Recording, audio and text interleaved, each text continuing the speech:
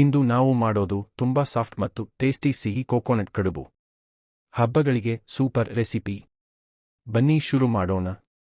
ಬೇಕಾಗುವ ಸಾಮಗ್ರಿಗಳು: 1 ಕಪ್ ಅಕ್ಕಿ ಹಿಟ್ಟು, 1 ಕಪ್ ತುರಿದ ತೆಂಗಿನಕಾಯಿ, 1 ಕಪ್ ಬೆಲ್ಲ, 1/4 ಟೀ ಸ್ಪೂನ್ ಏಲಕ್ಕಿ ಪುಡಿ, ಚಿಟಿಕೆ ಉಪ್ಪು, 2 ಟೀ ಸ್ಪೂನ್ ತುಪ್ಪ, ಅಗತ್ಯವಷ್ಟು ನೀರು. ಮಾಡುವ ವಿಧಾನ: ಮೊದಲು ಒಂದು ಪಾತ್ರೆಯಲ್ಲಿ 1 ಕಪ್ ನೀರು ಕುದಿಸಿಕೊಳ್ಳಿ. ಅದಕ್ಕೆ ಚಿಟಿಕೆ ಉಪ್ಪು ಮತ್ತು ತುಪ್ಪ ಹಾಕಿ. ಈಗ ಅಕ್ಕಿ ಹಿಟ್ಟು ಸೇರಿಸಿ ಚೆನ್ನಾಗಿ ಕಲಸಿ. 2 ನಿಮಿಷ ಮುಚ್ಚಿ ಇಟ್ಟು ನಂತರ ಮೃದುವಾಗಿ ನುಣ್ಣಗೆ ಮದ್ದು ಮಾಡಿ.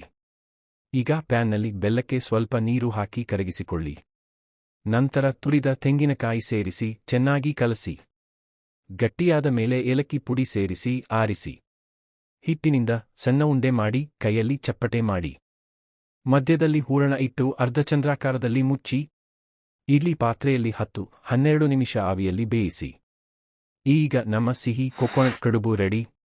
ಈ ರೆಸಿಪಿ ಇಷ್ಟವಾದ್ರೆ ಲೈಕ್ ಮಾಡಿ, ಶೇರ್ ಮಾಡಿ ಮತ್ತು ನಮ್ಮ ಚಾನಲ್ ಸಬ್ಸ್ಕ್ರೈಬ್ ಮಾಡೋದನ್ನು ಮರೆಯಬೇಡಿ.